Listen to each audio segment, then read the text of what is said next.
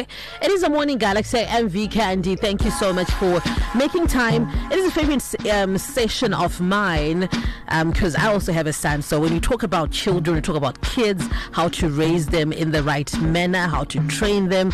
You know, I'm always invested, and as a parent, you should. Yeah, as we should. It is teamzim.com, where we talk all things to do with parenting and teenagers with Coach Tefadzwa. Coach Tefadzwa is a coach for teenagers, and today we're talking about life after exams. Coach Tefadzwa, good morning, and thank you so much for making time for us, always. Good morning. How are you doing? It has been a very long time. Yes, we missed you last week. Oh yeah, I wasn't around. Yes. How's been the weather for you so far? It's good. I guess it's a good cool down. Mm-hmm. Yeah, it is. It's been very hot. It's been very hot outside of the traffic, the hectic traffic after the rains. You know, we welcome and the rains. Depart, trees falling and all of that. That too. So we are in examination period. Grade 7s, we're writing the exams. They recently finished. And then Form 4s are still writing. A-levels are still writing. So it's a period of intense pressure. There's a lot that you're doing just to ensure that you ace your exam. There's a lot of pressure, lots of stress and all of that. Then all of a sudden, just after exams, you've got all this time to yourself. You've got all this freedom. You were used to a structured life where you would go to school, where you would study, where somebody was controlling you, and now you've got all this freedom to manage on yourself. So if that time is not properly managed, especially for the young ones, then it can actually lead to trouble. Because you can imagine all of a sudden you've got all this time, and what do you use that time for? Maybe you're now just spending all the time on the gadget, or you're spending all the time on television, things like that. Mm-hmm. You know, I was trying to remember how I used my time after grade 7 exams. You know, I tried to think, I couldn't even think of anything like specific. I'm really trying to think too. Tangible that I did. Yeah. But all I remember is that when I then went to high school, I was ill prepared. Because what happened was the school that I'd wanted to go to, unfortunately, I failed to get a place. Then I ended up joining, I think 2 weeks later, after everybody else had started. And during this whole free time, I was doing everything else not related to school. So it was now starting all over again, and it was quite a problem. But then when I got to O-level, I'd learned my lesson. So for O-level, I remember myself interning, I think, in 2 different organizations. You know, there are things that I thought I'd wanted to be. First of all, I thought I wanted to be a radiologist. So I interned in one of these organizations, only to realize that what I had fancied were the nice, cute machines, but I hadn't... Outside of that. I hadn't factored the thing that you then had to work with patients. So these were not just machines that you would play around with on your own. Patients would come in. So when I realized, the patients would come in and then you have to... I was like, no, I don't want to do this. Then I also remember interning at this accounting firm. But I'd learned my lesson, so I'd actually planned what I was going to do after exams. And then for A-level, same thing. I had an actual plan. So now that grade 7s are finished, it's important to... for parents to actually think about how they can use that time, because if they don't proactively plan for it, what's then going to happen is that kids can just use that time for everything else, and that can affect them. And you would be surprised, Mwana, I gonna atanga high school on a very bad note, and you don't know what has been happening during this free time. So today I brought with me 2 amazing ladies who recently wrote their exams, and they're going to be telling us about their experience. Maybe I'll just give a little bit of background to it. So a Saturday just before exams, I was invited to their school. There was a wonderful program at the school. The school had organized a prayer session and a motivational session for the grade 7s before they started. And what impressed me the most was that the parent-student ratio, there were actually more parents than students who were there, meaning that almost every child, if not had their parent with them, supporting them when they were preparing for exams. And there actually, for some students, there was actually more than one parent, and all those parents were there to just give support to the children so that they would start well. And that's something that's really impressed me. And I said to myself, I think I would bring these children to the studio so that they'll just tell us a little more about their experience. So right now I'll give you this opportunity to have a chat with them so that we hear from them. Wow, happy to have you girls live in the studio. We're also live, by the way, on Facebook. You can join the conversation, talking about life after exams. So, can you please tell us about yourselves, your name, where you learn, your hobbies and age? Just as much information as you can so that we get to know you. Yes, morning to you all. My name is Runyararo Grace Kadzi. I'm currently learning at the prestigious Royal Comfort Junior School. I reside in Woodrow 4 Extension. My hobbies are swimming and cycling. I mostly go cycling with my dad on Saturdays. I enjoy reading a lot of novels, especially by Shakespeare. I like taking walks. I'm very active on TikTok. I like to socialize. I'm blinkered on my schoolwork. I'm focused. I'm industrious. I'm determined. And that's what I can mostly say. I love the confidence. Wow. I love it. I love it. Thank you. Yes. Okay, a fantabulous morning to you all. I'm very exhilarated to be here. My name is Tatinda Vela Mamvura. I'm a girl aged 12. I learn at Royal Comfort Junior School and I'm a senior prefect there. I'm the firstborn in a family of 4 children. My hobbies include singing, dancing, reading novels, and also engaging in Bible studies. I've got a flair in English, mathematics, agriculture, science and technology, and also PE and arts. I am very intelligent and hardworking too. I'm determined, and also with resilience, I can overcome any challenge that may come my way. That's mostly what I have to say about myself. Okay, just for that, can we clap for the girls? Wow! And as an adult, you can't even sell yourself. You could tell us about yourself. You're like,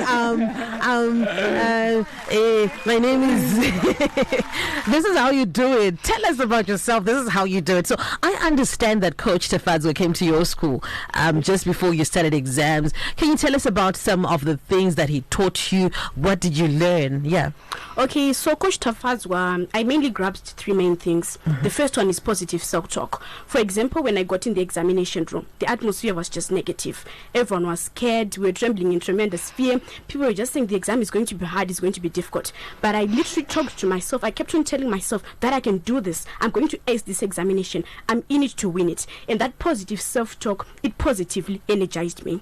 Then the second thing he taught us was ultimate dream in focus. What was my dream? What was my achievement? I needed to pass the examination and get 6 units. So what I did, while that was my dream, I was focused, I was concentrated on the paper, I was blinkered so that I could be able to pass my examination. And the third thing he taught us that you should be organized. I see in life there are a lot of people who are not successful. It's not because they didn't have the potential or whatsoever. It was just because they were not organized, they were not prepared. But Coach Tafadzwa taught us to be prepared. He taught us to wake up early, have a checklist, have a not to-do list, have a to-do list, read and revise. And I was able to attack my examination paper and I wrote very well. So these are some of the things that Coach Tafadzwa taught us. Wow. And what did you learn? Okay, Coach Tafadzwa taught us to be organized. As for me, I prepared a to-do list, to-don't list, and also a checklist. I revised the day before our paper, and 2, he also taught us to believe in ourselves. When you believe in yourself, you have full confidence that you can achieve your goals or that you can do something that you always wanted to do. He also taught us to have ultimate dream in focus. You should focus on your examinations. As for us grade 7s, we had to pay full concentration on them. We had to put all distractions aside. For example, we girls, we like TikToking a lot and also going on many social media platforms. So we had to put that aside. He also taught us to put affirmations in place. These are words you tell yourself to motivate yourself, to boost your self-confidence, to boost your self-esteem. So I made use of them. They boosted my self-confidence a lot, and I would like to thank him a lot because they really helped me as I was very scared of the examinations. But you managed. Wow, that's so good. Yeah. And let's talk now about during the exam when it was now time you know for you to write. What are some of the things that you managed to apply during the exam that you had been taught by Coach Tafadzwa? Okay, Coach Tafadzwa told us that before you write an exam, if you are scared or if you are panicking, he told us to breathe in and out. Breathe in and out. And I applied during the exam. Yes, during the exam before you start. And I did that. Yes, I was scared. I was panicking. But I did exactly as he told us. And it helped me a lot. It reduced that fear. And I was able to write my examination. And he also, I'm just going to refer to what I had said before. Positive self-talk. I believed in myself. I told myself, I can do this, I can do this, I can do this. And I wrote the examination. And I believe that I did well. Wow. As for me, I was well organized, like I said before, right? I revised the night before the examination. And in an examination, if I was scared or if I doubted an answer, I would just breathe in and say, Tatina, go, you can do it. You're in it to win it. After an examination, I knew that people would revise the paper, so I ran away from the people because I knew that this would demotivate me. You know, the atmosphere outside is negative, so we had to run away from that. I also put in place the positive self-talk. If I knew that I would doubt myself, I just told myself that you're more than a conqueror, you're a problem solver, and you have a unique mindset. Wow. Hey, this is so impressive. I'm sitting here and thinking they actually really then applied it and implemented what you had taught them. I can just see that your future is so bright, girls. Thank you. When you get older, what difference would you like to make in the world? Have you thought of that? Are you thinking along those lines? Okay, so I'm just going to start. Let's look at Africa, for example. The Western countries view Africa as a poor country. We are discriminated. Racism is now common in our day-to-day living, and that just makes me sad. So what I want to do when I get older, I want to start anti-awareness campaigns that go against racism, that go against discrimination. Black Lives Matter, and that's what I want to do, motivating people, showing that Black Lives Matter, just important as Western countries or Western lives, just as Americans. And now in Zimbabwe, for instances where people are bleaching so that they can get lighter in complexion. Now I want to change that. I want to show black people that their skin is beautiful just the way God gave them. So that's what I want to do when I get older. Wow. I love that. Yes. As for me, I would like to motivate young boys and girls who are about to sit for their examinations. That's just like what Coach Tafazwe did to us. I've noticed that many parents don't motivate their children when they're about to write their exams or when they're about to do an activity. So I just want to tell the children out there, the young boys and girls, that you can do it. Believe in yourself. You can attain any goal you want when you have hard work, when you are resilient, and when you're determined. And to all parents out there, we just want you to know that your support is of paramount importance to us as children. I've experienced these examinations, and I really want to thank my parents because they were very supportive to me, and also our teachers and our staff members at school. They were really supportive. So I would just want to motivate the children out there. As you all know, charity begins at home. So I'm going to start with my young brothers and sisters at Royal Comfort Junior School, and after that I'm going to reach out to other people out there through online means or through physical means. That's so good. Now that the exams are over, girls, how are you spending your free time? What are you doing? You at home? What's happening? Okay, mostly I just want to thank the head of the school, Mr. Taga, and the principal of the school, Mem Chuma. We are now engaged. We are now getting engaged in many practicals such as cooking. We are also getting involved in athletics and sports such as netball and basketball. So most of the time we'll be at school reading novels. They bought a lot of books. We're reading novels by Shakespeare, and we're just improving our literature. Sometimes when I'm not at school, I'm at home. I'm doing my hobbies, swimming, cycling, and that's what I'm mostly doing after the examination. So you're occupied. Yeah, we're occupied. As for me, I'm reading novels to also improve my literature. I'm improving my computer skills, and also we are also engaging in co-curricular activities. We are cooking, since these days children don't know how to cook. We all know. Yeah, we are also, I'm a 2K. Yeah. We are also being engaged in sport. As for me, I'm now a netball star, I can say for myself. And also we are also being engaged in athletics and also in career exhibitions. Since we all need to know what we want to be when you're older. As for me, right now, I know that I want to be a neurosurgeon. Wow. So, I can safely say the future is safe. Yeah. It is safe. Yeah, It is. Thank you so much, girls. Coach. Well, Wow. you know what I'm thinking? I think we need to bring them back after results are out here. WhatsApp family is just saying these girls are brilliant. Wow, future leaders of tomorrow. Shakespeare 12, and they yeah.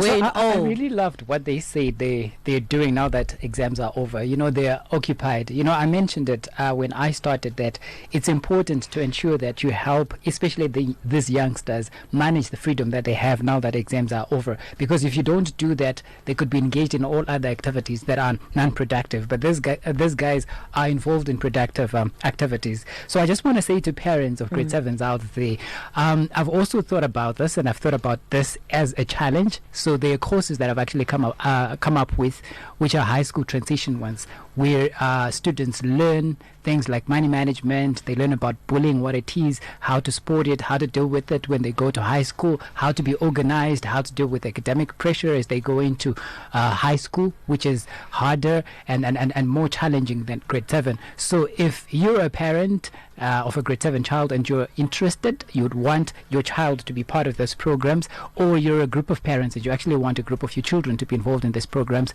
I'm going to give my contacts so that you can just get in contact with me, and then I'll give you all the details. And next week I'll also share more about what you can do as a parent to just help your child who's recently finished their exams. So my contacts are, my WhatsApp number is 0773 606 728. I'm going to say it this time slowly. Sometimes people say I speak very fast. 0773 606 728. Thank you so much, Coach Tefads. Girls, thank you so much. We hope to see you again when the results are out, and keep doing what you're doing. We love you. Thank you very much. We love you. Star FM